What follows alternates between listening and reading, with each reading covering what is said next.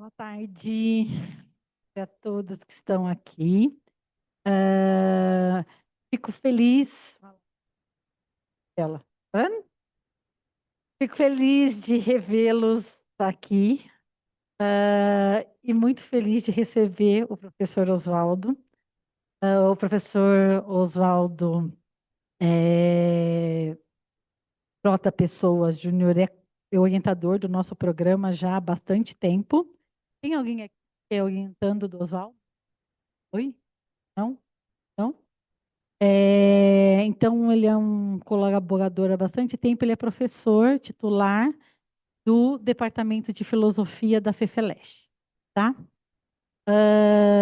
E para quem não leu o Oswaldo se apresentando, eu vou fazer questão de ler o Oswaldo por ele mesmo, porque me tocou muito a autoapresentação dele e eu vou ler para vocês, antes de passar a palavra para o Oswaldo.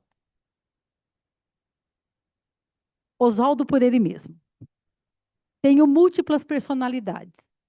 Nasci como Dão e aprendi com minha irmã excepcional a aceitar as pessoas como são. Treinei toda a vida para ser o ponta esquerda Dodô no time dos Velho Futebol Clube. Como Papes, coordeno meus 3 filhos no desenho dos quadrinhos dos demônios e super-heróis da física. Para minha esposa sonhadora, sou Ozzy, serrando os galhos do jardim, e para minha enteada judoca, sou Tétio, enquanto respondo atrasado a dezenas de e-mails. Esse é o Oswaldo, por ele mesmo. A palavra é sua. Muito obrigada por estar aqui com a gente hoje. Muito bem, então é um grande prazer estar aqui. Esses seminários, né, já tem uma longa história, né? Quando eu voltei dos Estados Unidos, assim, depois do doutorado, meio perdido, e tal, eu fui super bem recebido, né, pela pós de ensino. Eu fiz um pós-doc aqui, 94 a 96, e desde então estou dando o curso de Fundamentos da Mecânica Quântica, a cada 2 anos, sempre melhorando, né, com contribuição dos alunos. E estou preparando agora uma nova edição do livro, de um semestre só, uma coisa mais condensada e bem mais didaticamente interessante. Então, o que eu queria fazer hoje era falar um pouquinho sobre a física quântica e sua relação com a cultura. As inter-relações entre essa área da ciência e cultura, filosofia, né? Eu não vou pegar todos os aspectos, eu selecionei alguns. E eu vou ter que começar fazendo uma breve introdução à física quântica, né, como eu sempre faço, então vou meio que me repetir um pouco aqui, mas só para a gente se situar, quem não tiver muita familiaridade com o assunto.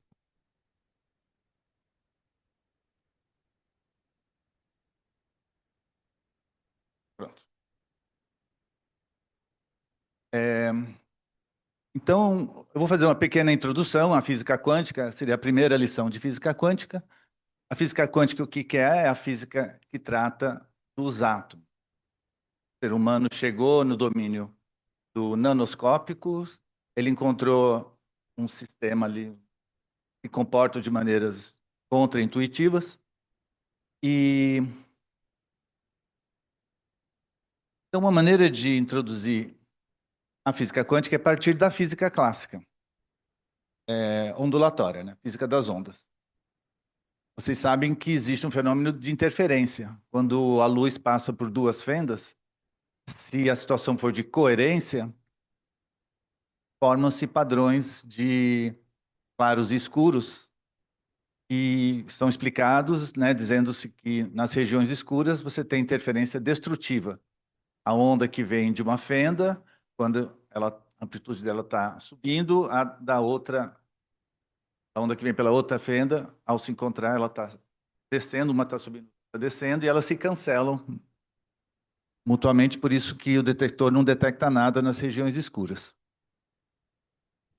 Então, esse experimento foi feito pelo Young, e ele inferiu que, por causa disso, a luz deveria ser uma onda, porque já se conhecia algo semelhante com as ondas mecânicas, né, na água, e com o som também já se tinha essa ideia de que o som era uma onda por conta desse tipo de fenômeno.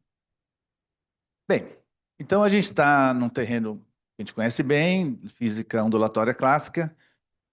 Vamos agora, então, já que a gente está interessado no domínio do muito pequeno, vamos diminuir a intensidade do feixe para ver se a gente consegue chegar nesse limite. Então, aqui eu representei de uma maneira não muito fidedigna um histograma que deveria representar as franjas ali, mas não está batendo muito bem, mas tudo bem, né?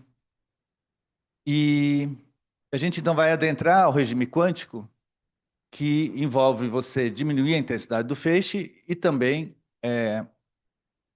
usar detectores como fotomultiplicadoras que sejam bem mais sensíveis do que os detectores da física clássica do século XIX. Bem, então, o feixe de luz está entrando ali pelo lado esquerdo, e como toda onda, eu sempre posso dividir a onda o quanto que eu queira. No caso, eu posso pôr um vidro e reflete metade da luz, né? Um vidro fumê, uma coisa assim. E aí, colocando ali, eu não desenhei, mas devia ter colocado, mas tudo bem. Olha o que acontece com a intensidade do feixe, cai pela metade. Ó. E aí, se eu colocar mais um espelho ali na frente, o que vai acontecer? Vai cair novamente pela metade. E se eu fizer de novo, vai cair pela metade. Então, é assim que a física clássica analisa essa questão. E se eu fizer isso 20 vezes? Bem, vai diminuir aí meio elevado a 20, né? Só que, na verdade, não é isso que acontece. Se eu tiver um feixe super fraquinho, tiver um detector super forte, vamos dizer, um cintilador, uma coisa assim, e se eu ficar ali observando o que vai acontecer, quando eu ligo a fonte, o peixe é tão fraquinho que nada vai acontecer no detector. Eu estou esperando que vai surgir, de maneira muito tênue, uma franja de interferência, mas não é isso que acontece. O que acontece é que subitamente aparece um ponto. E aí eu vou esperando um pouco mais e os pontos vão se acumulando. Depois de um certo tempo, a gente percebe, né, se a figura fosse bem feita, que aqueles pontos, ao se acumularem, tendem para aquela figura que eu observo classicamente. Então, o domínio quântico, ele designa esse fenômeno que, quando você mede, por exemplo, a luz, você vai detectá-la não só com energia discreta, mas também com uma localização bem definida. E quando isso acontece, a gente pode dizer que isso foi causado por um fóton. O fóton, a gente não observa ele diretamente, o que a gente observa é o efeito dele sobre o detector. O efeito é uma coisa macroscópica, tem amplificação envolvida, ou seja, tem que dar energia para o sistema.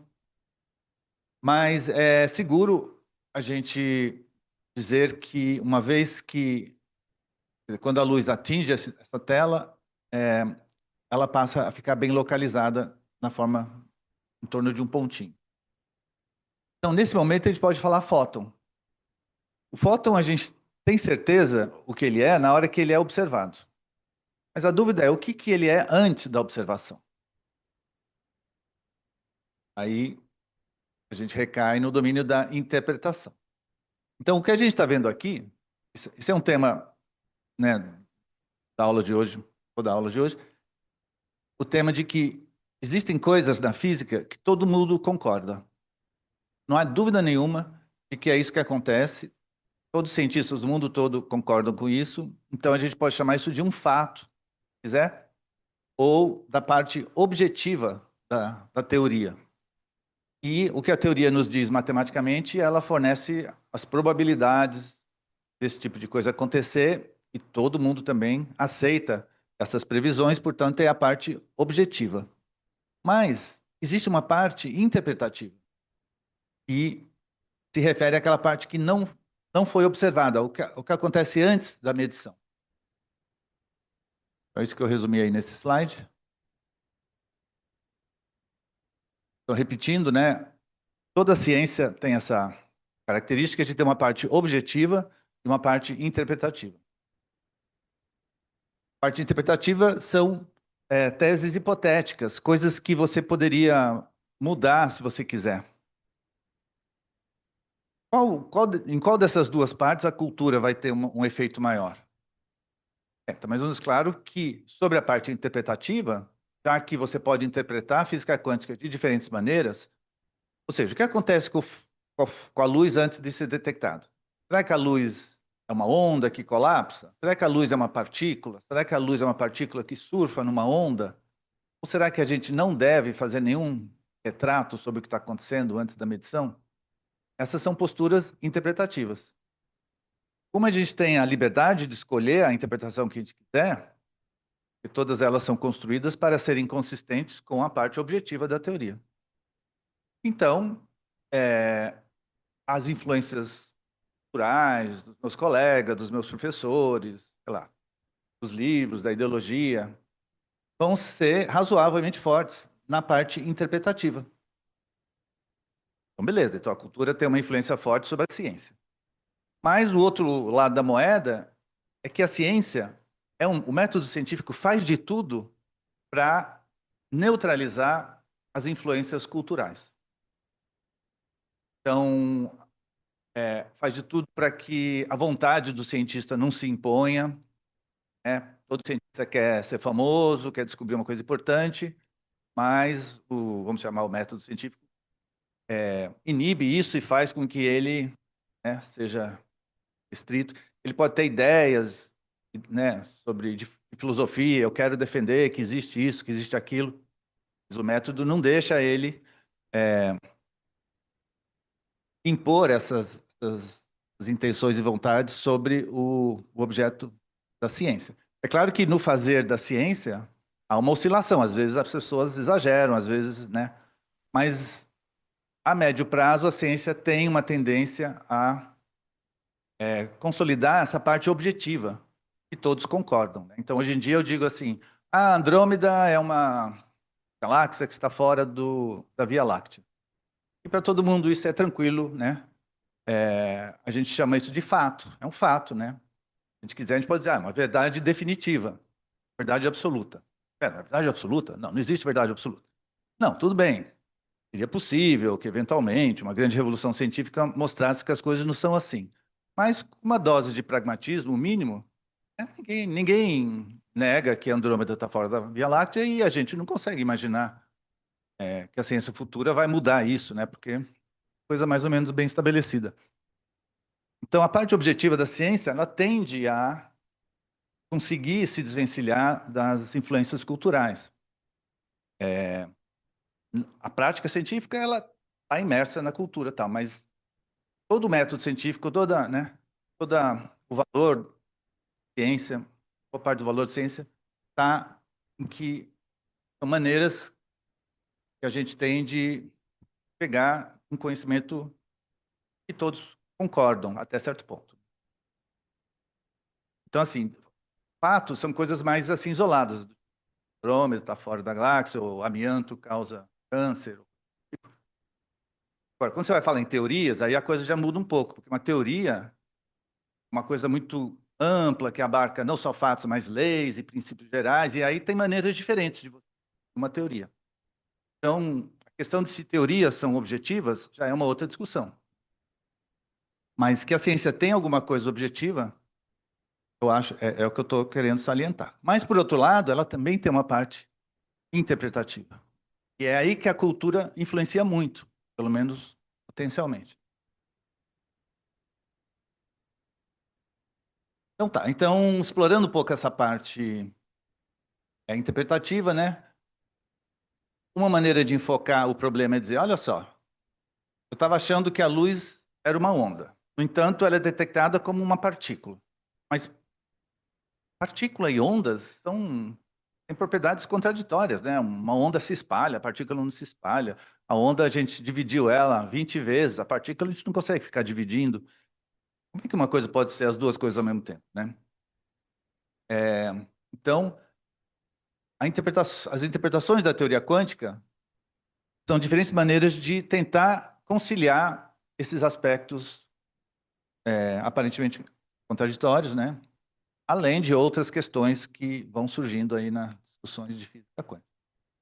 Então, interpretação,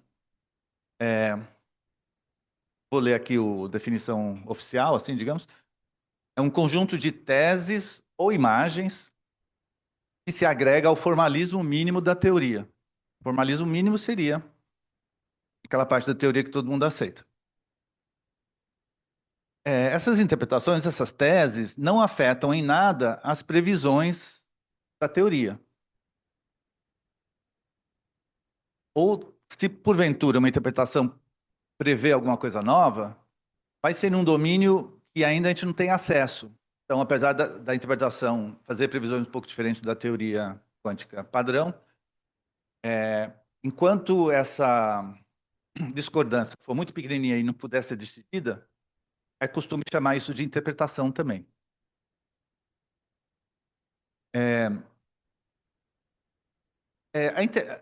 Tem diferentes tipos de interpretações, né? O físico, no seu dia a dia, ele pega um problema lá e às vezes ele começa a pensar, vou imaginar que isso aqui é uma onda, vou imaginar que isso aqui... Ele está tendo interpretações privadas. Ele pode ter uma interpretação privada aqui, no momento seguinte mudar a interpretação privada, depois... Então, aí é um terreno em que o cientista tem liberdade, mas aí chega a hora que o aluno pergunta, professor, como interpretar a física quântica?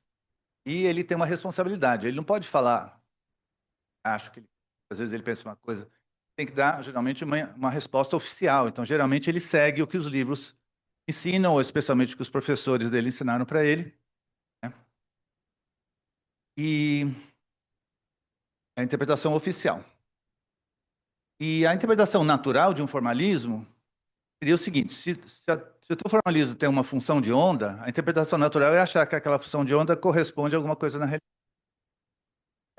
Então, conforme o formalismo, você pode escrever a quântica em diferentes formalismos. Representação de Schrödinger, representação de Heisenberg.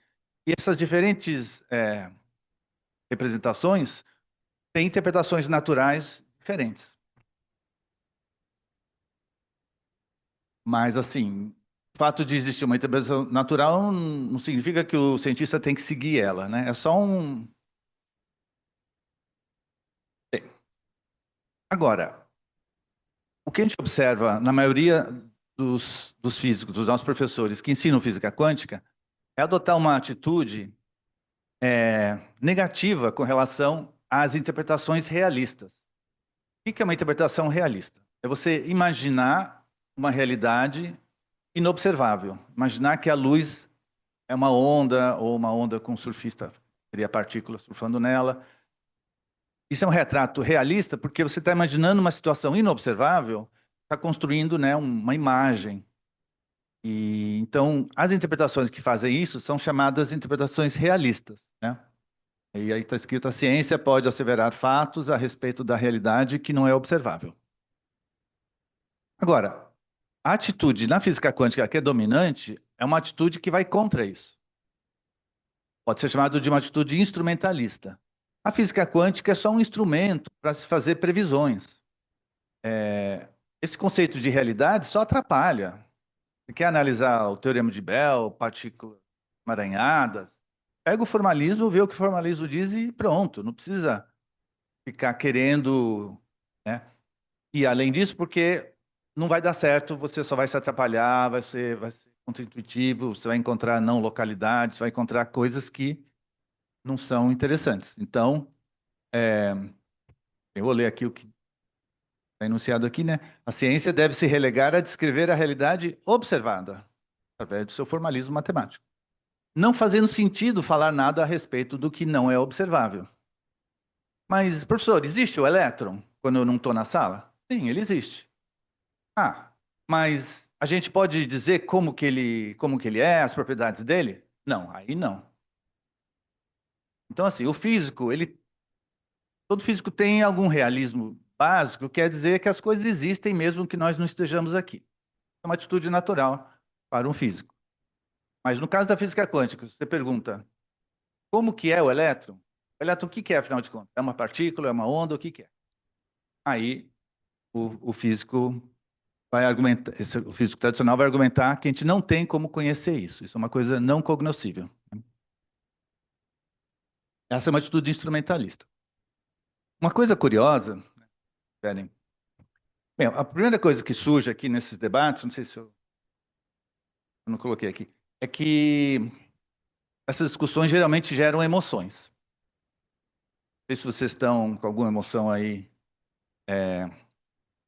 mas na nossa experiência assim, em público, quando você defende uma visão desse tipo, sempre tem alguém que vai objetar, levantar e vai, né? Então é interessante isso. E uma coisa interessante sobre essa questão é que a gente, bem, eu tive uma aluna aqui no PIEC, que a gente entrevistou 10 físicos e fizemos perguntas de filosofia para eles. E agora isso saiu no livrinho, a Roseni Lisboa e eu, né? E o que a gente meio que constatou é que os físicos, em todos os campos, tendem a ser realistas. Então, assim, por exemplo, eu vou pegar uma entidade inobservável, se ele acha que essa entidade inobservável é real. Eu vou pegar o espaço-tempo curvo, teoria da relatividade geral. Aí, um cientista que trabalha com isso for perguntar: o espaço-tempo realmente é curvo? Realmente tem arrasto de referenciais? Ele vai falar: claro, sim. Aí você pergunta: mas você pode observar o espaço-tempo curvo? Não, observar não, né? Eu observo os planetas, os objetos.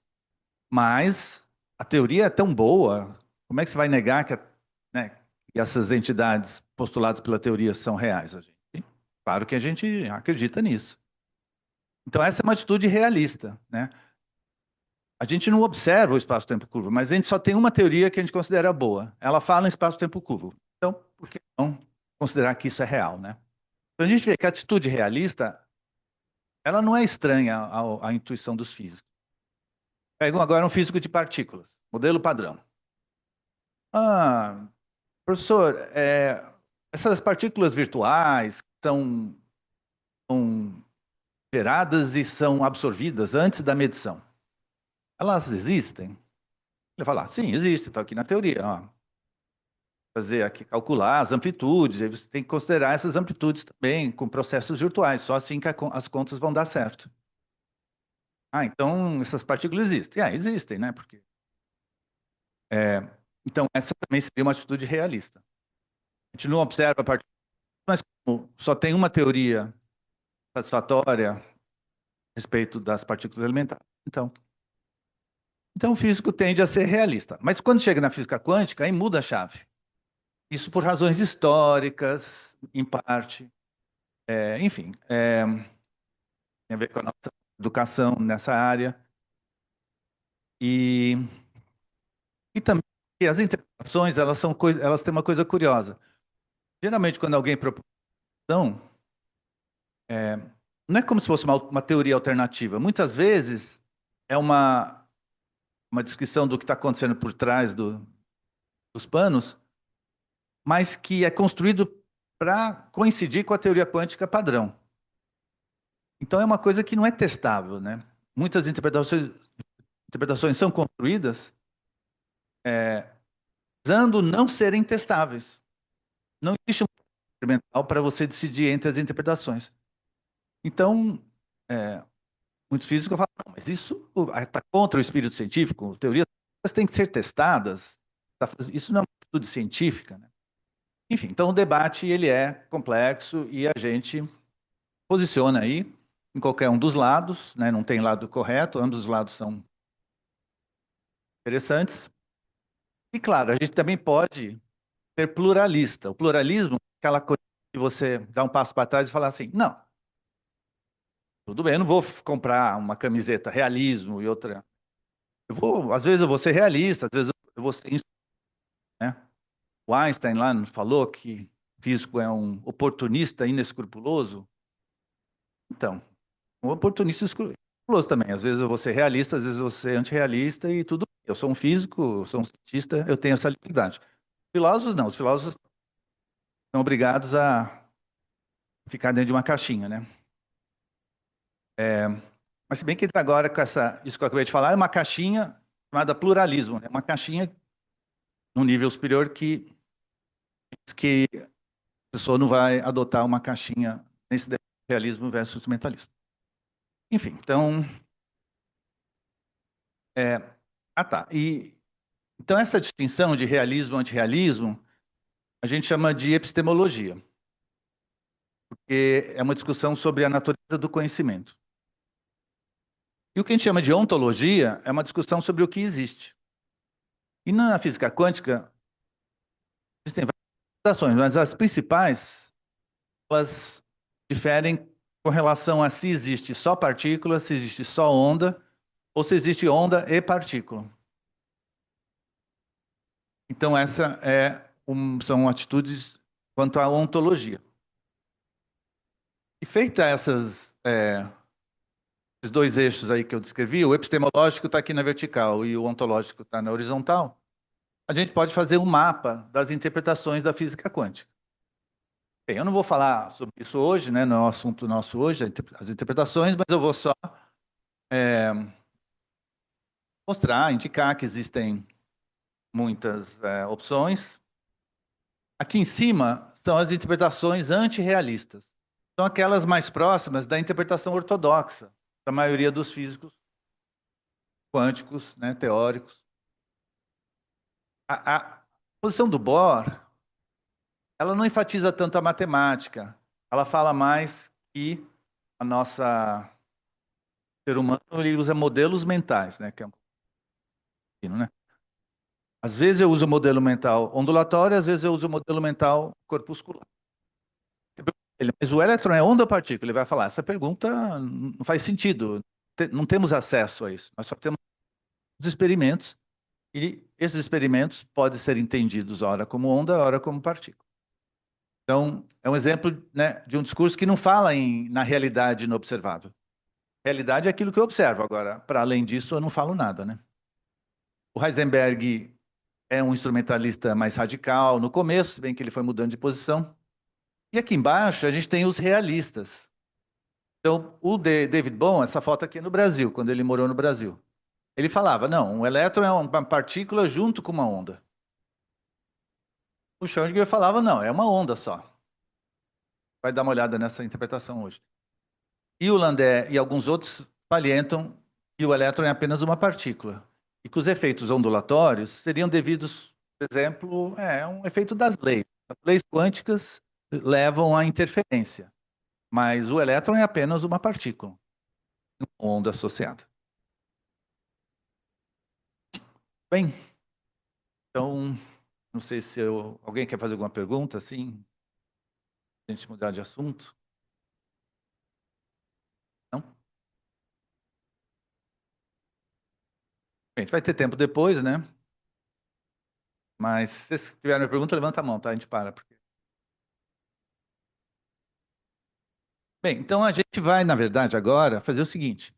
Já que tanto faz a interpretação que a gente escolhe, eu vou dar uma delas só para a gente poder prosseguir. Mas não é que eu estou defendendo ela, né? É só para facilitar um pouco o que eu vou falar agora. Então, o que eu vou fazer agora é o seguinte: eu vou fazer um resumo dos princípios fundamentais da física quântica. Tá? São 5 princípios que eu vou listar. Talvez tenha mais que eu tenha deixado de lado, depois se alguém tiver alguma ideia, me fala. E eu vou seguir as ideias que realmente o Schrödinger defendia quando ele tentava ter uma ideia de elétrons, por exemplo, como sendo apenas ondas. Porque ele desenvolveu uma equação de onda, seguindo as ideias do de Broglie. E então ele falou, puxa, eu consigo explicar os níveis energéticos de um átomo, supondo que são ondas estacionárias, da mesma maneira, né, que ondas estacionárias na física clássica, onde tudo é onda, mas você também consegue coisas discretas, né? Então dá para conciliar ondas e coisas discretas com a física clássica. E o que seria uma partícula seria um pacote de onda Mas o problema é que ele foi muito exigente. E ele não conseguiu dar conta do que estava acontecendo com a quântica, e ele meio que ele começa a oscilar um pouco. Depois, ele meio que abandona essas ideias iniciais dele, começa a defender a visão ortodoxa, mas depois ele, quando o Einstein começa a criticar a quântica, ele volta a criticar a interpretação ortodoxa da quântica. E tem um caminho assim com vários interessantes na carreira dele. A gente vai adotar uma visão que ele não quis adotar, mas simples, que é você supor que quando, por exemplo, vem aqui uma onda, no momento que ela é detectada, essa onda colapsa. Ela fica uma onda bem pequenininha. Aí você pode perguntar, mas por que isso onde vier? Entende que esse objeto que está vindo aí, ele, se eu fizer um experimento de interferência, ele vai ter franjas de interferência. Como é que você explica isso? Ah, supondo que esse elétron, digamos, é uma onda. Então, a nossa abordagem está dando essa descrição. Ela está levando a sério a função de onda da, da representação do Schrödinger. É uma interpretação literal da abordagem do Schrödinger.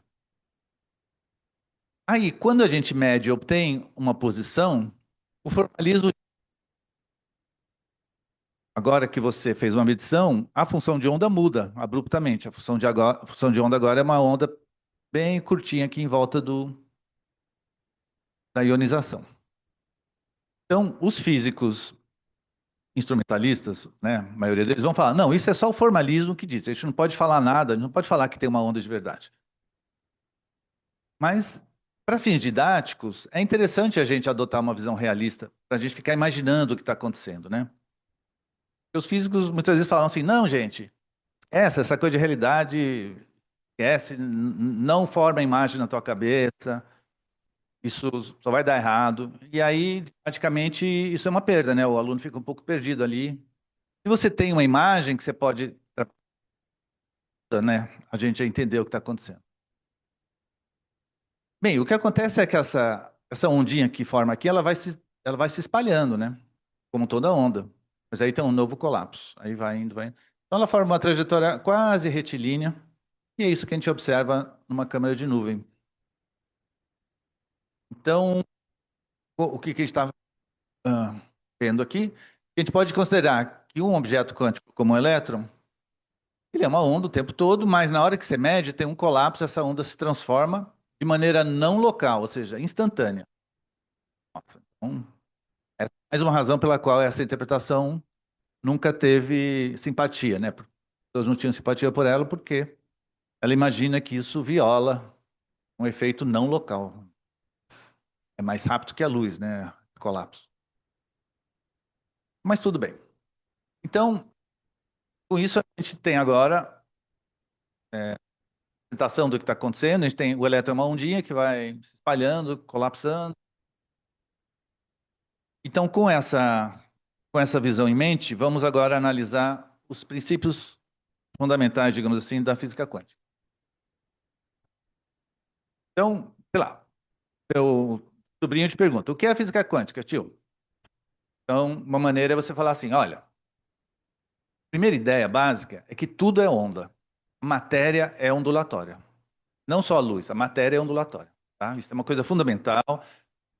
Foi, né, o de Broglie, né,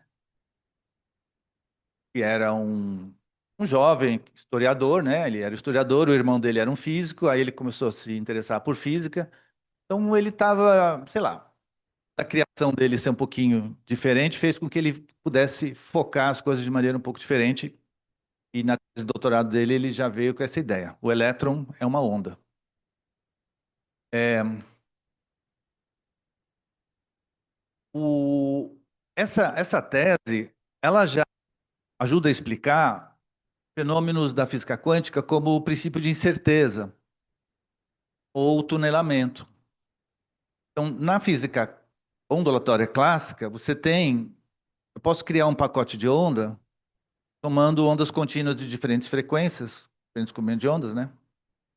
E esse pacote de onda, ele tem uma posição que tem uma incerteza, e se eu for analisar qual é o comprimento de onda dele, também vai ter uma incerteza, vai ter uma indeterminação. Isso é o que está por trás do princípio da incerteza. Se você adota essa interpretação ondulatória realista, você entende o princípio da incerteza como uma manifestação de uma propriedade ondulatória da matéria. O tunelamento também é equivalente. Aqui você tem uma onda evanescente segundo o eletromagnetismo, e isso é análogo ao tunelamento. Quer dizer, tem uma partícula aqui, ela passa por uma barreira e sai por aqui, você fala, é um tunelamento. Então, isso, em parte, já está na física ondulatória.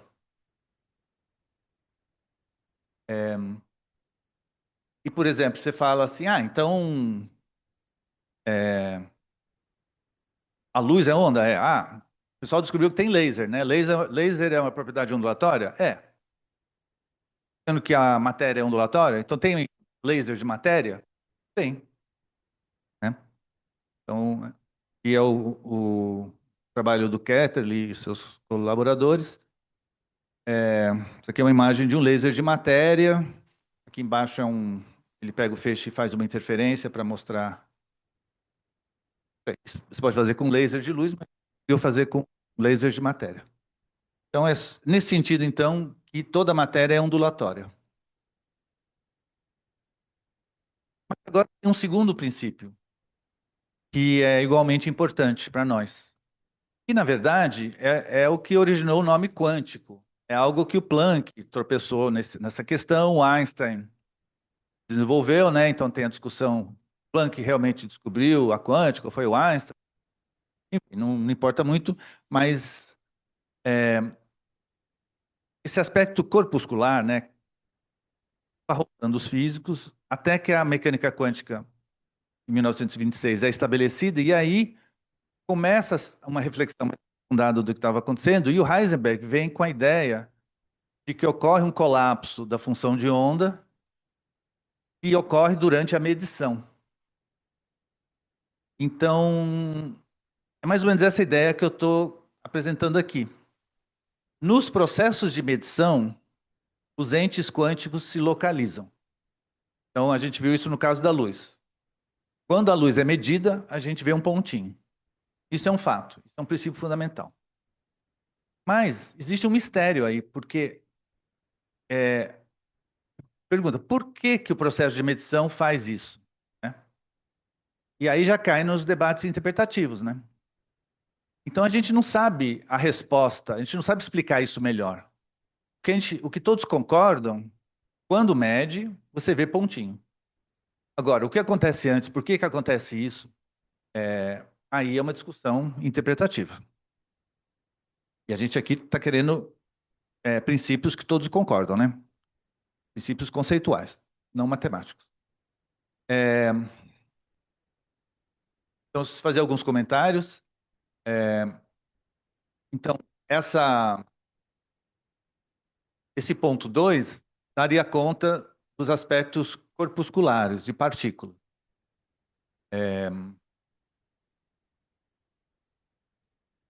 A gente está falando em medição, mas a partir de 1980, por aí, surgiu a crença de que processos análogos à medição podem ser na natureza, sem ter um aparelho de medição. E essa discussão é de decoerência ou descoerência.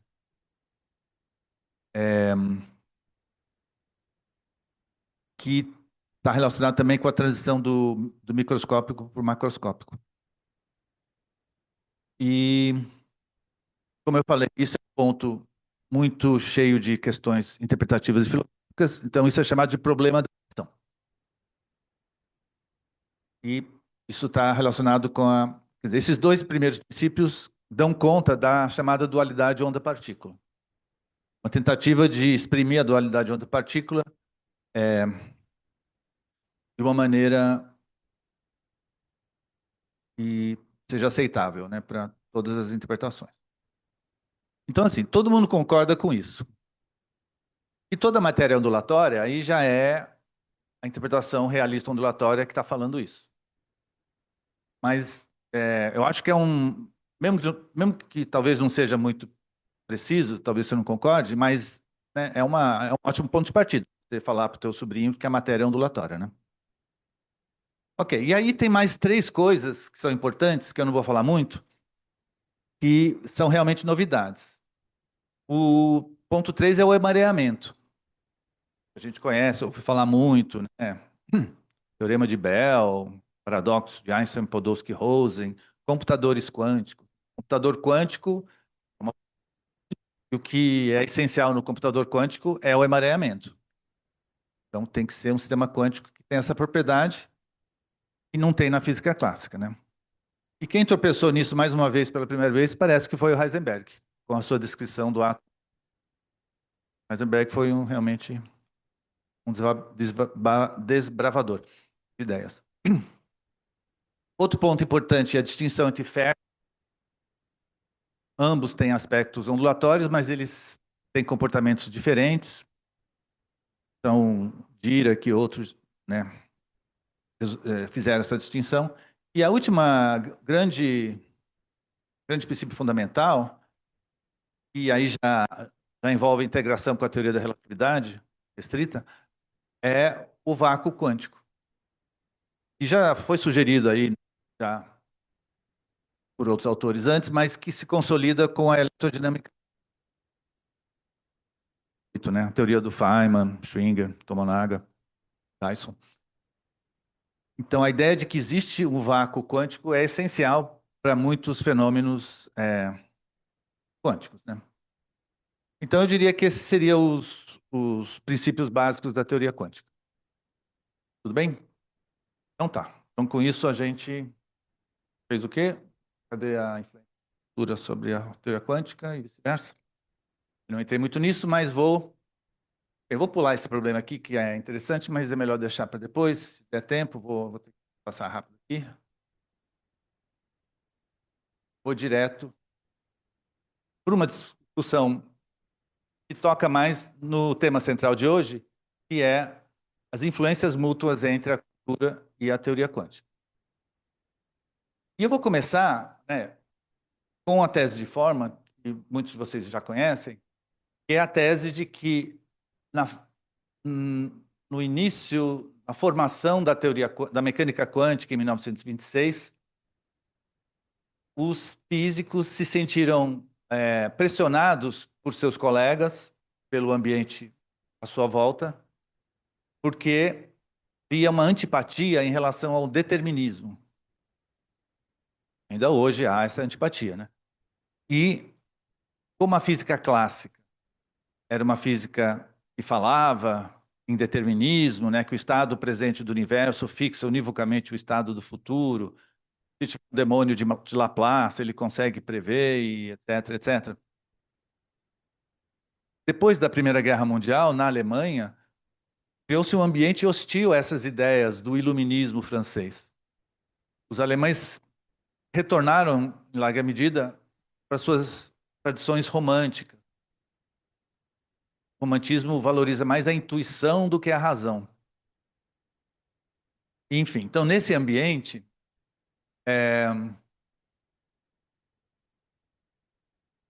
o Forman, ele pega uma ideia do Jammer, o israelense, que tinha escrito, vou ler aqui, que certas ideias filosóficas do século XX não apenas prepararam o clima intelectual para a formação das novas concepções da teoria quântica, mas contribuíram decisivamente para a formação da física quântica. Aí ele cita algumas correntes, contingentismo, existencialismo, pragmatismo, empirismo lógico. Aí a gente pode discutir até que ponto isso está correto ou não, mas visões filosóficas surgiram em reação ao racionalismo tradicional, vou ler aqui o finalzinho, mas pelo movimento iluminista e pelo o racionalismo típico das ciências físicas. Bem, não está muito claro, mas a gente vai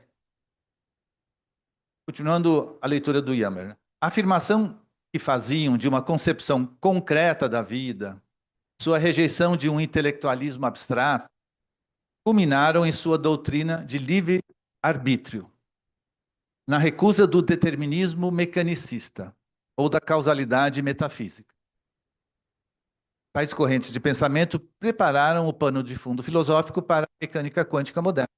Elas contribuíram com sugestões no estágio formativo do novo esquema conceitual e depois promoveram a aceitação da teoria quântica. Então, o que ele está dizendo é que a formação da teoria quântica foi influenciada pela situação, pelo contexto cultural da Alemanha. Será que isso é razoável? Como é que a teoria quântica que lida com átomos, como é que ela vai ser influenciada pela cultura?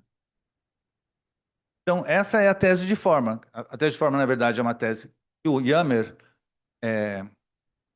sugeriu e o Forman, o historiador Forman, pegou isso e ele foi examinar, escreveu uma tese de doutorado lá, em que ele examina fontes, discursos, artigos, cartas, tudo desse período, em torno de 1920 a 25, por aí, e ele encontra muita evidência de que, de fato, havia isso. De fato, havia uma antipatia em relação ao determinismo, à ideia de que a ciência pode explicar tudo, aquele tipo de coisa.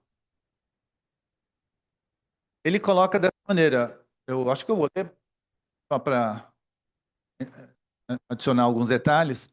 Após a derrota alemã na Primeira Guerra Mundial, a tendência intelectual dominante no mundo acadêmico de Weimar, que era a República do Entre Guerras alemão, era uma filosofia da vida existencialista e neorromântica, que se alimentava de crises e se caracterizava pelo antagonismo em relação à racionalidade analítica em geral e às ciências exatas e às suas aplicações técnicas em particular.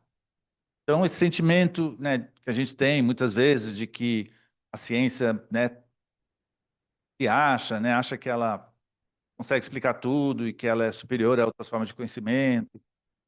Esse tipo de sentimento que a gente tem é expressão do que está sendo colocado aqui, né?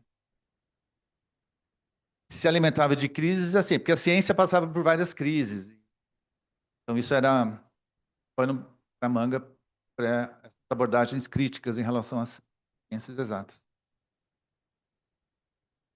Assim, um grande número de cientistas alemães, sob a influência dessas correntes de pensamento, se distanciou da causalidade na física, ou a repudiou explicitamente. Então, aqui a discussão é se o futuro já está predeterminado pelo passado. Se eu conseguir determinar um estado físico de um objeto, eu fixo univocamente o futuro dele. E se tiver um ser humano no meio desse estado físico, esse ser humano então já está com o futuro pré-determinado, então onde fica a minha liberdade? E meu futuro já está pré-determinado, por que que eu vou ficar me esforçando para mudar o mundo se já está tudo pré-determinado? Então, a situação é intolerável. Então, vamos mostrar que a ciência, na verdade, ela não chega a dizer isso. Ela não exige a causalidade. Ela deve salientar que o determinismo não é válido. Esse é o sentimento que estava no ar. E, enfim, então isso aqui, ele exprime essa tese, que é a tese de Hammer, mas que passou a ser conhecido como tese de Forman, de que influências extrínsecas levaram os físicos a desejar ardentemente, buscar ativamente e aderir com entusiasmo a uma mecânica quântica acausal. Então, a ideia de que a mecânica quântica quebra com a causalidade, com o determinismo, seria um sentimento do contexto social, cultural, e que isso teria influenciado os fundadores da física quântica a construir uma ciência seguindo esses princípios. Essa é a tese de que isso aconteceu de fato e que a ciência foi influenciada pela cultura. Bem, é, bem, aqui tem aqui no fim eu coloquei aqui desafio para nós, que é, hoje em dia, né, qual que é o conceito que culturalmente é mais rejeitado na atitude científica? O determinismo realmente é uma concepção que é muito criticada. Mas isso já vem desde o começo do século XX, né? Não tem muita discussão sobre isso hoje em dia. Mas tem uma outra ideia que é muito criticada, uma ideia que alguns cientistas podem ter e que quando eles põem é muito criticada. Qual é essa ideia? Ver se alguém consegue pensar. O que mais deixa vocês irritados quando vê um cientista todo bam, bam, tal, e começa a falar, cara, cansa, tá?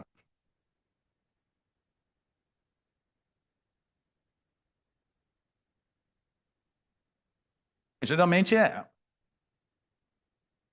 gente consegue tudo a partir da física de partículas. Conhecer a física atômica, a gente conhece os elementos de um ser humano, de um corpo vivo. E que a teoria de tudo tem embutida nela? Oi? Nisso, Eu acho que essa é a ideia-chave, que hoje em dia talvez desempenhe algo análogo ao que a causalidade está desempenhando naquele contexto. O reducionismo é uma atitude muito mal vista, né? O consenso de que o reducionismo é algo que pode ter desde argumentos mais técnicos, desde até argumentos mais do tipo, não, é uma atitude, sei lá, antidemocrática, ou achar que a física é mais fundamental que a química, que a arrogância. Enfim, então, é só um exemplo para a gente ver que esse tipo de influências existem, né, no nosso cotidiano. Eu tenho um exemplo, pode haver outros também, né? As pessoas têm opiniões sobre as nossas ideias e a gente se incomoda se as nossas ideias não são bem recebidas, né? Assim, se eu tenho uma visão reducionista e as pessoas criticam, eu vou me preocupar, né? Talvez mudar um pouco a minha opinião ou colocar de uma maneira mais amena, né? Então, esse tipo de influência do ambiente cultural sobre a ciência, né, o argumento é que isso existe, né? E é o que o Forman está falando aqui. Bem, então aqui tem mais citações, mas vocês já entenderam qual era a ideia, né? Vamos ler isso aqui.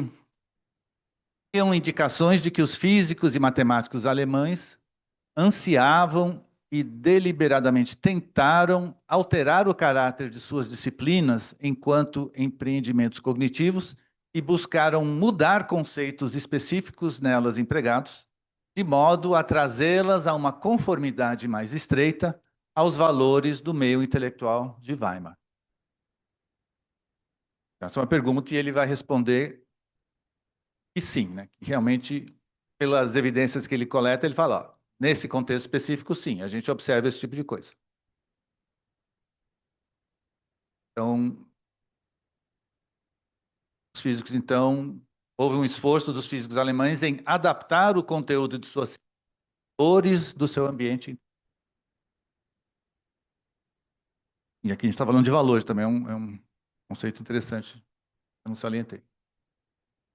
Bem, então, temos aqui um problema, né? Porque se o conteúdo de uma ciência, como a física, busca retratar uma realidade que independe da natureza humana, o conhecimento humano, como é que o conteúdo da ciência pode ser influenciado pela cultura de um momento histórico particular? Uma tensão aí. De um lado, a gente tem a ideia de que a ciência é objetiva, ela consegue se afastar das restrições culturais, mas, por outro lado, a gente constata isso que a gente pode chamar de relativismo, que o conteúdo de uma ciência, de uma filosofia, ela tem significado em relação a uma cultura. Uma outra cultura vai construir uma outra filosofia, uma outra arte, possivelmente uma outra ciência. Como conciliar objetividade e relativismo? E aí a resposta já foi sugerida, né? Na nossa apresentação. Ora, se a física quântica tem uma parte objetiva e tem uma parte interpretativa, então a influência cultural vai se dar sobre a parte interpretativa. E a parte objetiva vai se manter objetiva. Então essa é a gente vê que se a gente aceita isso, tentei colocar no começo como a distinção, a tese de forma, na verdade, ela é muito natural, não é um paradoxo, um problema. Se a gente for pensar, a questão do determinismo da física quântica, essa é uma questão interpretativa. Tanto é que, em 52, o David Bohm encontrou uma interpretação determinista para a teoria quântica. Isso mostra que a teoria quântica não responde à pergunta: será que a natureza é determinista ou não? Qual é a resposta da mecânica quântica? Ela não dá uma resposta. Ela é um problema em aberto, um problema filosófico. E a questão do reducionismo? Bem, aí aparentemente também é reducionismo, mas é uma discussão não sobre o conteúdo o objetivo da ciência, mas envolve teses mais amplas, interpretativas, né? Então tá. Então essa seria, vamos dizer, a final aqui dessa argumentação. Vou repetir, né? A mecânica quântica possui também uma parte interpretativa que envolve afirmações a respeito da realidade de processos não diretamente observáveis da realidade, seriam as interpretações realistas, ou teses justificando por que não se deve ir para além dos fatos observáveis, que são as interpretações antirrealistas. E há dezenas de interpretações da teoria quântica, e a escolha da interpretação não é determinada pelos dados empíricos, né, pelos fatos conhecidos. Então, é uma parte da ciência que pode sofrer alterações conforme o gosto, né, da pessoa ou das influências culturais. Então, é como se fosse existe um relativismo, mas é um relativismo relativo à parte interpretativa da teoria. Mas, essa é a tese aqui com vocês, a ciência tem uma parte objetiva também que consegue isolar, na medida do possível, das influências culturais. É isso. Então, essa é a conclusão, né? Eu falei. E se eu tivesse mais tempo, eu poderia dar algumas ilustrações disso, mas o nosso tempo acabou, então acho melhor a gente abrir para discussão e qualquer coisa a gente examina mais detalhes aqui. Obrigado, gente.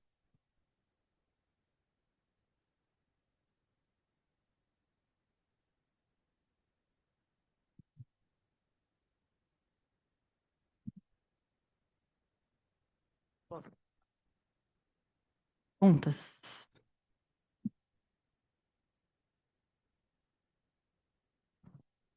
Oi, Oswaldo. Obrigado pela aula, mais uma, né?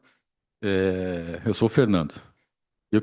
Na verdade, eu queria um comentário seu. A semana passada a gente teve o anúncio do Nobel, né? E na área da, da física quântica.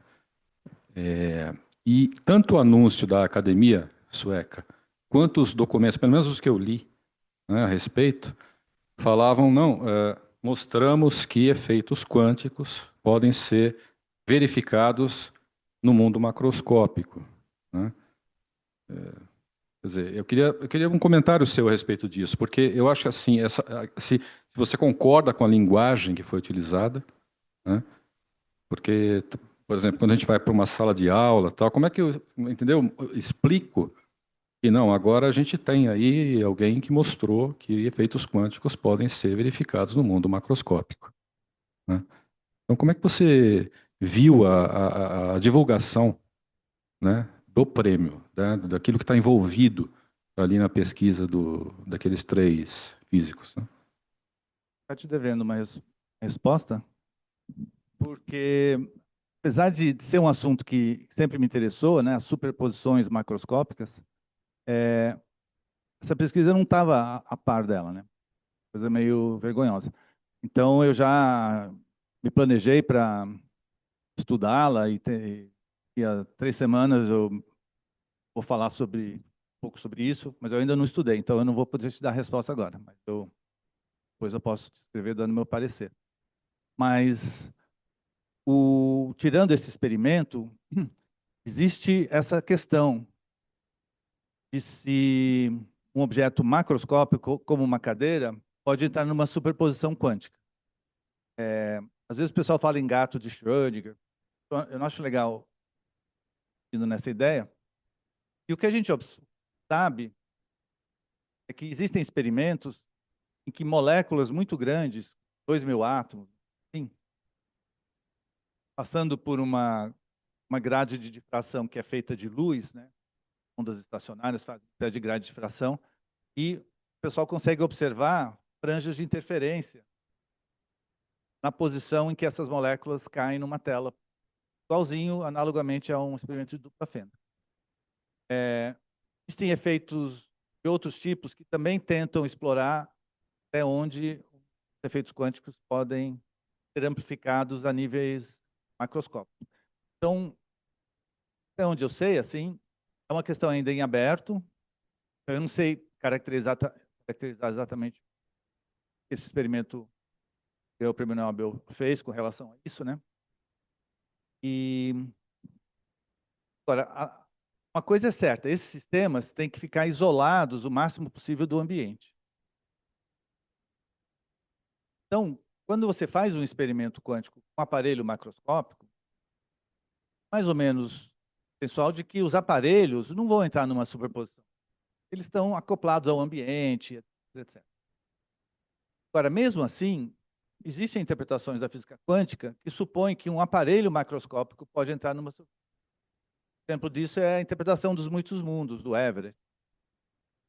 Então, mostra que o debate está bastante presente na filosofia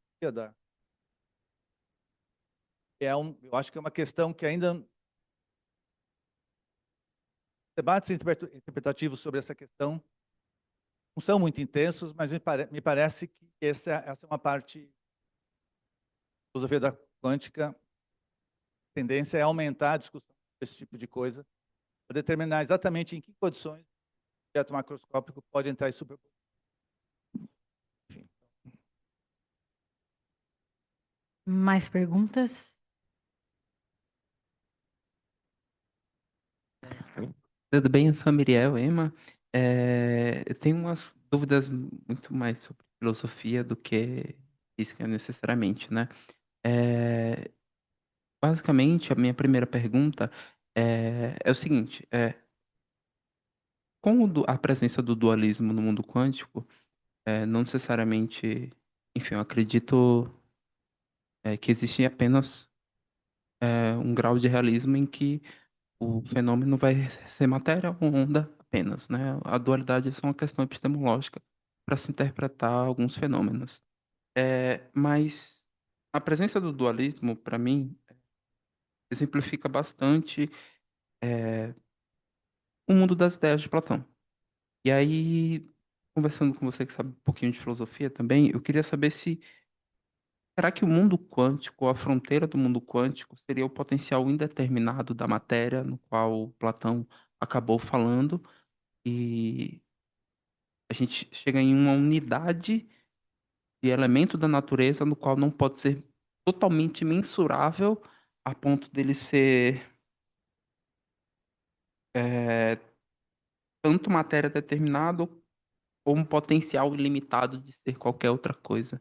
Essa é a primeira pergunta. Deixa eu só responder ela, então, não vou esquecer. Tá Então, bem. é curioso que o Heisenberg, ele começou como instrumentalista, seguindo as ideias do Pauli e seguia as ideias do Ernst Mach. E ao longo da vida ele foi, né, saltitando para lá e para cá. E depois da Segunda Guerra, ele começa a se interessar pela filosofia clássica e ele se identifica muito com Platão.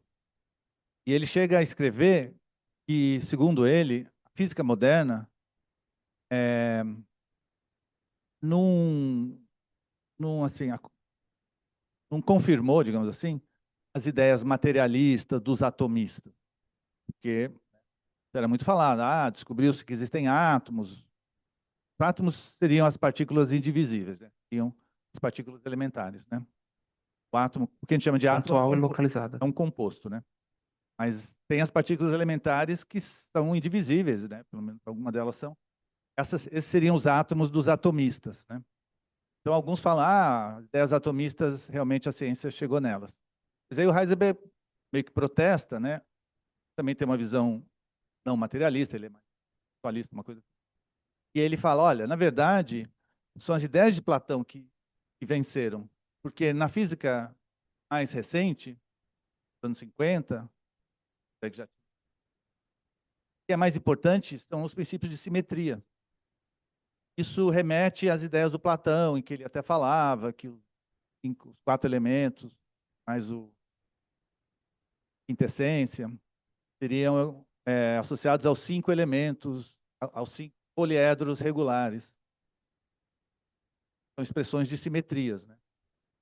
Tentava meio que associar esses poliedros aos elementos da natureza. Então, Heisenberg vê nisso uma antecipação da atitude atual, teórica, associar metrias à matéria. Então, isso seria um exemplo de uma aproximação da física moderna com Platão. E seria interessante se você dar uma olhada no que o Heisenberg escreveu sobre isso, para ver se... Perfeito, vou dar uma olhada, adorei essa introdução. A minha outra dúvida, né, enfim, sobre a questão mais do determinismo e indeterminismo, e sua influência na concepção de futuros. Eu tenho uma terceira dúvida, na realidade, né? Seria o futuro contingente de Aristóteles, o paradoxo do futuro contingente de Aristóteles já resolvido? Que, em tese ele já foi resolvido, né? Mas a mecânica quântica e as suas interpretações, pelo menos do lado objetivo, sobre o determinismo, acaba reforçando o futuro contingente ou não, ao seu ver? Depois a gente pode conversar, mas eu diria que a resposta é não, a física quântica não fechou questão sobre isso. A questão de se o futuro já está predeterminado ou não, a questão é ainda em aberto. A quântica não fechou. Porque assim, um experimento quântico, uma partícula individual, você tem situações geralmente em que você não consegue prever o resultado. Imprevisível. Será que isso indica que a natureza é indeterminista? Bem, pode ter variáveis ocultas. Variáveis que a gente não controla no átomo ou no aparelho de medição, eles é que determinam o resultado. Então, isso é uma possibilidade. Então, por isso Exatamente. que a teoria quântica não tem uma resposta bem definida para...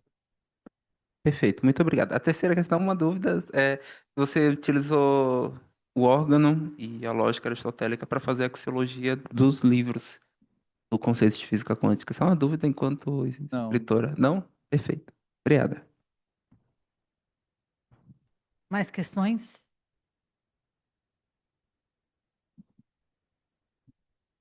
Olá, eu sou o Eduardo. Professor, eu queria, só por curiosidade mesmo, é que eu já tive um professor de física que ele sempre se declarou, ele tinha uma posição muito clara de que é uma partícula, e aí eu queria saber do senhor se o senhor acha que, afinal, o elétron é uma onda, uma partícula, os dois? Os dois? É, então ele é engraçado. Ele tinha uma atitude antirrealista, assim, falava que era uma partícula porque o que a gente observa é uma partícula, ou ele falava que mesmo quando a gente não observa, tem uma partícula. Assim, pelo que eu captei dele, ele também nunca só falou, é que ele achava que onda era mais um modelo matemático, assim. Aí, pelo menos me passou essa impressão de que ele defendia uma. Tem aqui, eu preparei, eu deixei aqui no final extra a visão do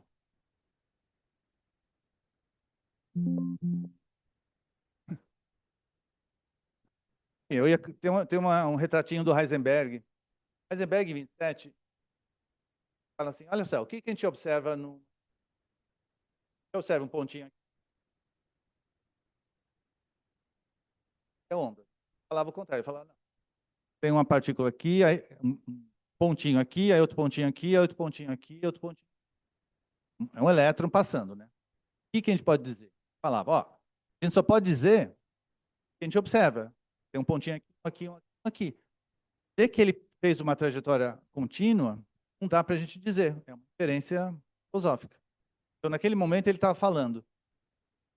Só pode ter certeza que o elétron está aqui, ele está aqui, está aqui, está aqui. É o que a gente observa. Então, o que a gente observa é sempre partícula. Média é sempre partícula. Você dá valor só para o que mede, pode acabar dizendo, não, só existem partículas. Mas aí a dúvida seria, mas e entre essas pontinhas? Pode dizer que tem uma trajetória bem definida. No caso, o Bohr falaria, sim, nesse fenômeno corpuscular você pode inferir que tem. Mas num experimento corpuscular, não, né? Mas, pontinhos você sempre tem. Agora, a trajetória é bem definida, o Bohr não concorda que você sempre tem. Então, teria que perguntar para o teu professor isso, se ele acha que partículas, observa se elas também sempre têm trajetórias bem definidas. Mas o que o senhor acha?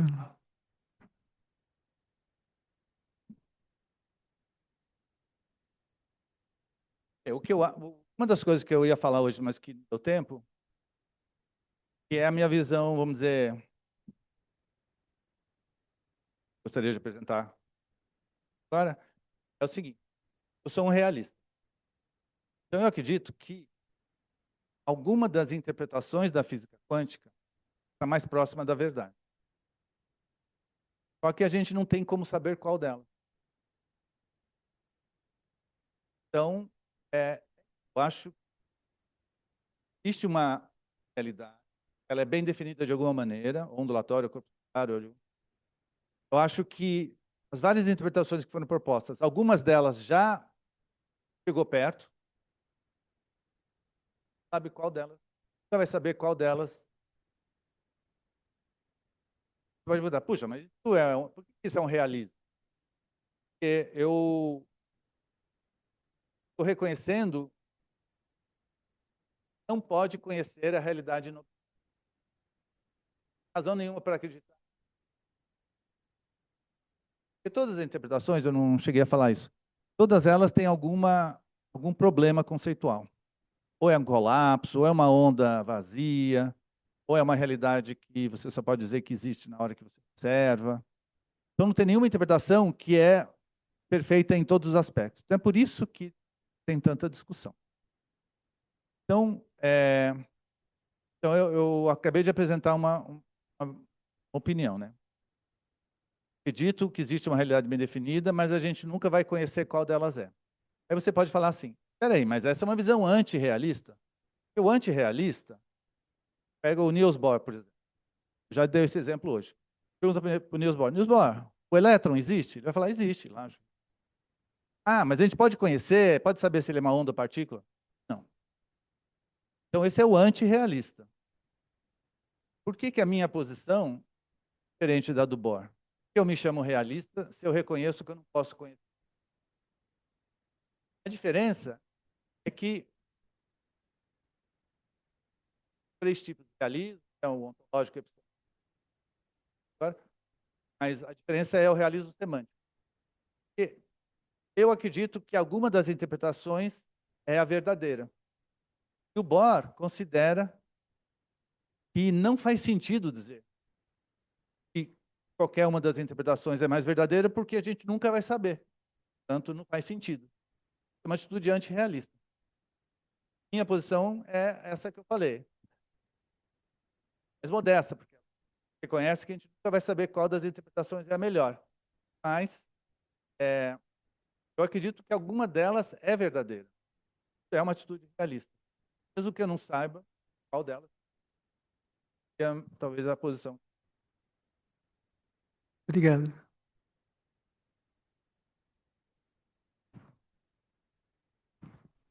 Temos mais duas perguntas. Como...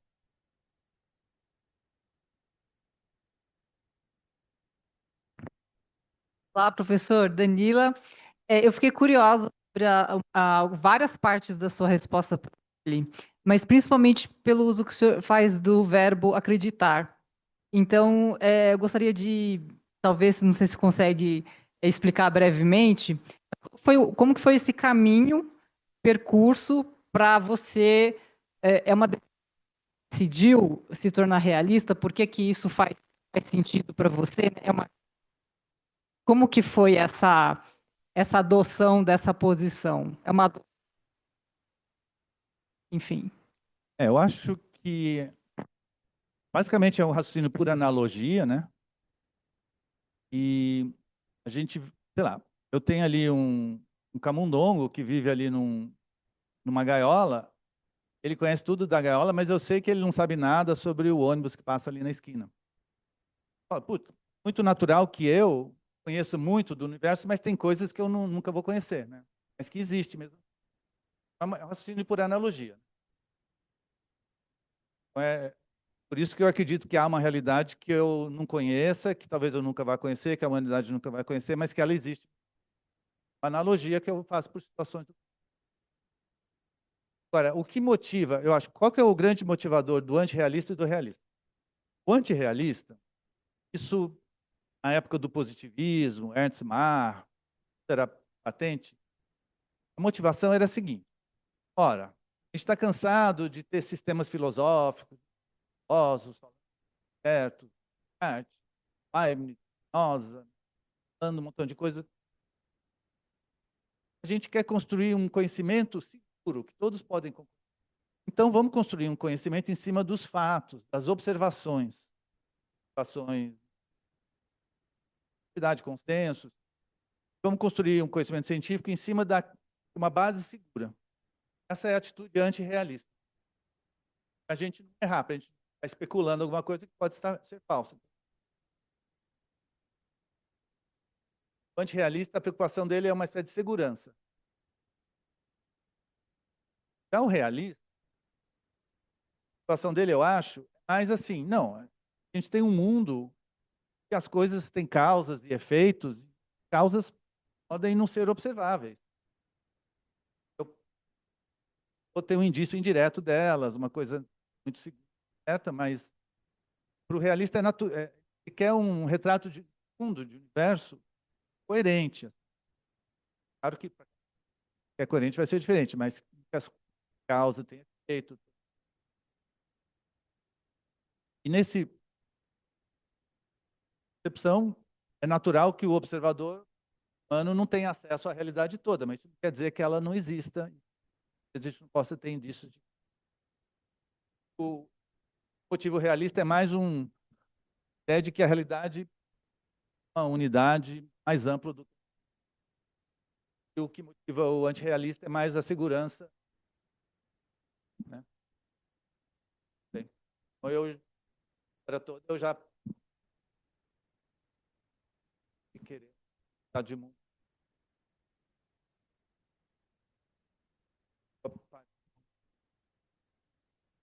Tá bom, eu tenho mais uma pergunta aqui, aí depois eu volto lá.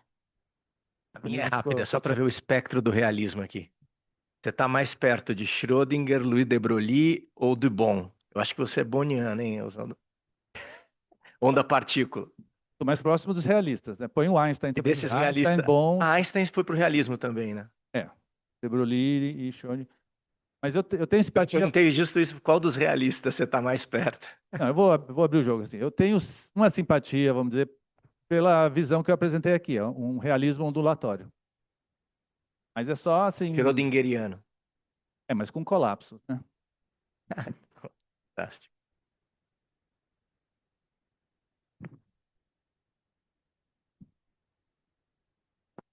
Só um reforço que a sua posição, ela não é meramente opinião e sim uma conclusão que advém de uma certa presunção do que a gente considera como epistemologia ou considera como natureza ou como a gente está demarcando, como a gente acessa a natureza, né? E aí você já acabou dando um spoiler do que eu ia falar quando você tende mais para o lado do Einstein, e não é à toa, né? Porque existem teorias, eu gosto de dizer que a natureza, ela, enfim, quando a gente elabora uma epistemologia, automaticamente está sendo um pouco reducionista, minimamente está sendo um pouco reducionista. Então, nesse sentido, o que a gente pode extrair das nossas epistemologias são apenas conclusões necessárias ou suficientes a partir da estrutura que acessa a natureza. Então, quando você fala que existem teorias que mais descrevem do que outras, né, que acessam mais graus de realismo do que a outra, basicamente você está falando o que já se provou na natureza. Eu não considero muito uma opinião, eu considero isso um fato verídico. Porque se a gente for comparar as teorias de gravitação de Newton e Einstein, o que a gente tem que a teoria newtoniana acessa menos graus de, de estruturas do universo e as conclusões que tem são somente suficientes e não necessárias quanto a de Einstein. Então, para mim, o correto seria não ser uma opinião, mas sim um fato verídico, né? Mas, enfim. E é assim que se deve ser, realista por essa conclusão, né? Que é um fato objetivo, não uma opinião. Se uma teoria explica mais coisas do que outra, todo mundo vai aceitar ela como melhor, tanto o realista quanto o antirrealista. Agora, talvez Danila ficou ali toda mudada. Deixa eu tentar. Eu não falei da crença. Então, assim, um exemplo didático para esclarecer realismo e antirrealismo é falar em Deus. Vamos supor que Deus não seja observável. Que Deus não é observável, tá? Então, quem crê em Deus, crê numa coisa não observável. É uma atitude realista. Vamos falar em crença, né? E o ateu, o quê?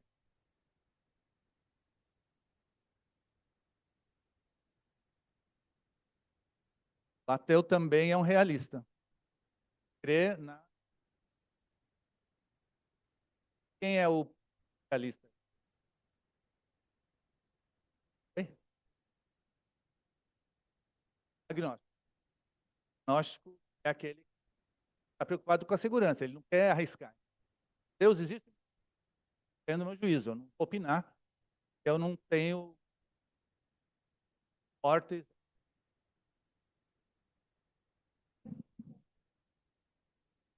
O agnóstico, boa questão. O agnóstico ele pode dizer, não faz sentido essa pergunta. Aí é tipicamente realismo positivista. Mas ele poderia falar, ou Deus existe ou não existe. Eu não sei, portanto eu não vou opinar, mas ou ele existe ou ele não existe. Seria mais próximo daquele realismo semântico que eu falei, a minha atitude com relação à realidade quântica.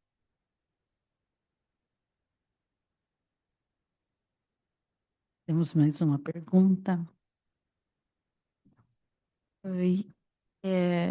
Eu tenho uma pergunta com relação a o que qual a importância que você acha que tem esses debates sobre interpretação para a ciência, hum, que, bem, eu acho que parece que esse debate ele pode determinar os tipos de pergunta que a ciência responde, talvez daí pode iluminar um pouco o que separa na ciência e filosofia, mas trazer, então, esses debates de interpretação para dentro da ciência também, além de delimitar, talvez, esse tipo de fronteira, pode também auxiliar na própria compreensão da ciência em si, tipo, de uma forma mais didática, ou também tem algum tipo de implicação, não só pedagógica, mas, não sei, dentro da ciência em si. Tá, vamos ver. Então, vou dar duas respostas. No contexto da ciência, você está numa ciência normal, como diz o Thomas Kuhn, resolvendo problemas ali que estão aparecendo, tem muita função você ficar se questionando. Se você está num momento em que há uma crise teórica. Na astronomia, você tem aí a questão do que é a matéria escura. Você está num momento, uma certa crise teórica. Então, nesse momento, filosofar ou ficar explorando ideias ortodoxas, ou voltar para o passado e as ideias que foram, alguma delas é útil, a pesquisa se torna relevante. Agora, a segunda resposta é no outro contexto da educação, né? Então, na educação tradicional científica, tem, né, tradicionalmente, são professores dando conteúdo. E aí, acho que tem assim, eu quero simplificar, né? O talento do educador é conseguir simplificar ao máximo o conteúdo, né? Tal. Geralmente você apresenta uma única história, uma única interpretação, uma única ciência é aprendida como sendo uma coisa única. Eu acho que tem razões didáticas para isso, porque você ficar falando para o aluno, olha, tem essa interpretação, mas tem essa outra, é considerado muito didaticamente. Mas, por outro lado, a gente sabe que educadores em educação, no caso, se preocupam muito com sair, na medida do possível, desse tipo de educação mais tradicional, né? Discutir questões social. Então, eu acho que na educação, acho que sim, é bastante relevante esse tipo de aula, né? Claro que tem um problema de dados, mas é importante ter ali uma pode explorar mais filosófico.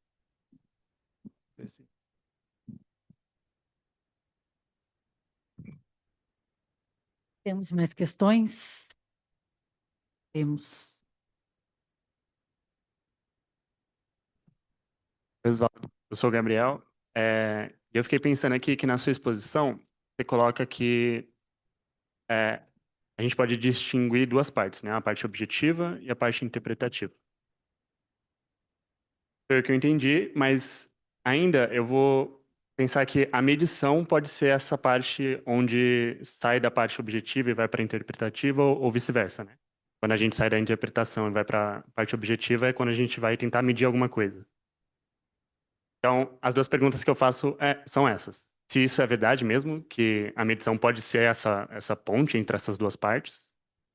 E a segunda é como que a física quântica vai entender a medição, assim. Como que a física quântica fala, não, eu estou medindo alguma coisa. Então, mesmo. Então, eu concordo que para você estabelecer o que é objetivo na ciência, geralmente vocês perguntam o que foi medido. Toda medição, quando você mede alguma coisa, você já interpreta aquilo de uma certa maneira, postula, aquilo explica uma teoria, isso pode estar errado, pode ter debates. Geralmente, os resultados experimentais são mais confiáveis. É claro, mesmo um experimento, uma medição pode ser errada, né? Então, essa objetividade que eu falei, ela tem que ter um pouquinho de pragmatismo para a gente dizer que esse é o objetivo. Se a gente for rigoroso, 100% rigoroso, não vai ter certeza de nada. Um pouquinho, uma dosezinha de pragmatismo, a gente confia que deram job para eles, confia que aquilo é correto, Então, acho que você falou, sim, eu concordo, se eu entendi bem. A edição tem um papel importante nessa entre objetivo e interpretação. As interpretações tentam ser consistentes. A segunda pergunta. É como que a medição é entendida, assim, na física quântica. Então, vocês viram lá, quando eu tentei apresentar tipos da quântica, o segundo diz, no processo de medição, então isso é algo bastante reconhecido, e na física clássica é diferente. Na física clássica, você não fala assim, quando se mede, acontece isso. Por que você pode se dar o luxo de fazer isso? Porque você consegue aplicar a teoria clássica para explicar o aparelho de medição. Então, por exemplo, o exemplo didático, né? Você tem um termômetro, você vai medir a água num copinho bem pequeno. Quando você coloca o termômetro lá, o termômetro altera a temperatura da água. Então, o final do teu termômetro vai ser diferente da medida original, temperatura inicial da água. O termômetro mais frio vai esfriar a água, o termômetro não é o resultado que você queria medir. Mas aí você tem uma teoria de como funciona a transferência de calor entre o termômetro e a água, você faz os cálculos ali e você infere, fala, pelas minhas contas, a temperatura inicial era X, então consegue obter, né, corrigir o teu resultado. Na quântica, de mim, isso é uma coisa que desde os anos 30 já é discutida, você faz uma medição, você interfere no teu objeto, mas você não tem maneiras de fazer uma correção, como na física clássica. E parte disso é porque a teoria quântica não se aplica ao aparelho de medição. Enfim, então o aparelho de medição ele acaba tendo papel primitivo na teoria. Os axiomas da física quântica tem um axioma lá que diz: durante a medição acontece isso. Mas o que é uma medição? Que é mais ou menos o que você perguntou. Aí os físicos quânticos vão falar: não, tem certas coisas que a gente tem certeza que é uma medição. Geralmente envolve amplificação, uma coisa que na clássica não é tão necessária. Sempre precisa ter amplificação. Envolve energia que vem de fora e perturba a coerência do objeto quântico e tudo. Então, medições de laboratório, a gente sabe o que é e sabe o efeito sobre a quântica. Mas e fora do laboratório? E na natureza? Será que esse colapso da onda quântica que acontece na medição ocorre na natureza também? E aí que ninguém sabe a resposta ao certo. Mencionei a teoria da decoerência, que tenta dar uma resposta para dizer que sim, que mesmo sem seres humanos ocorre colapsos, reduções de estado, mas é um terreno bem assim.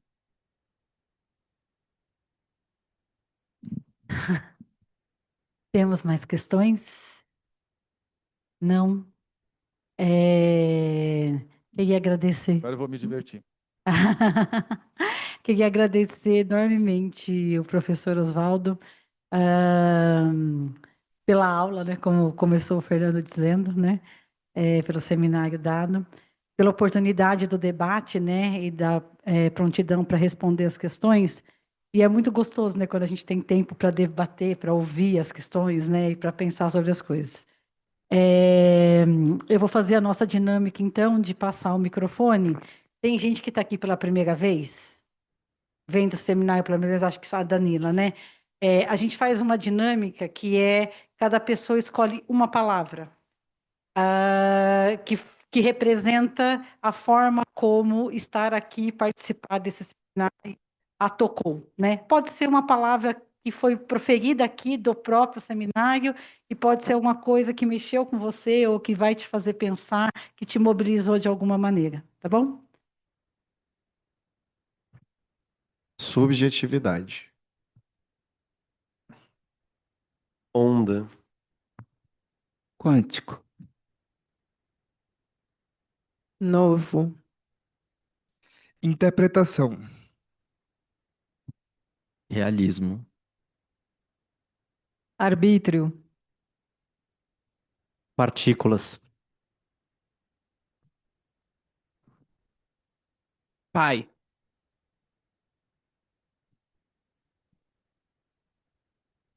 Debate. Conhecimento.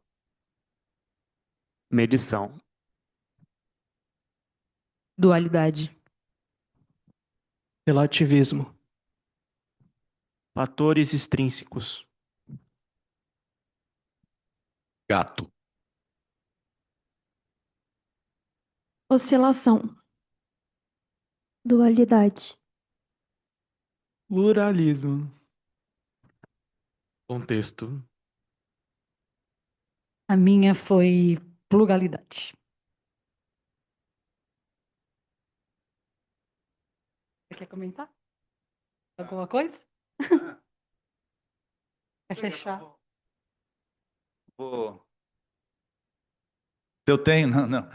Eu anotei as palavras e vou refletir. sobre elas.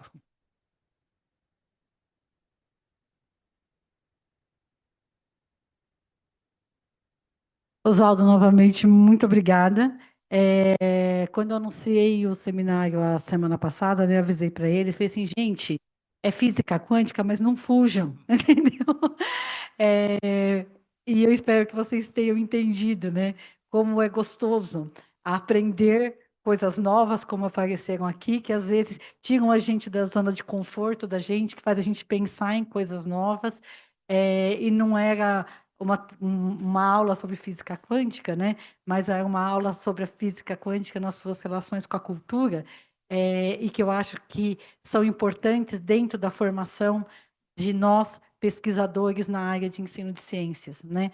Então, muito obrigado, Oswaldo, por estar aqui com a gente. E aí, antes de encerrar, eu queria lembrar vocês que estão abertas as inscrições para a formação de chapas para representação discente na CPGI, tá? Então, vocês sabem que eu sou a coordenadora do programa hoje, né? E pela primeira vez em toda a história do programa que eu conheço, a gente fez uma reunião de CPGI hoje sem um representante discente, tá? E isso, assim, para mim foi totalmente inusitado. Normalmente a gente tem uma representação discente nesse programa, que é super atuante, etc. e tal.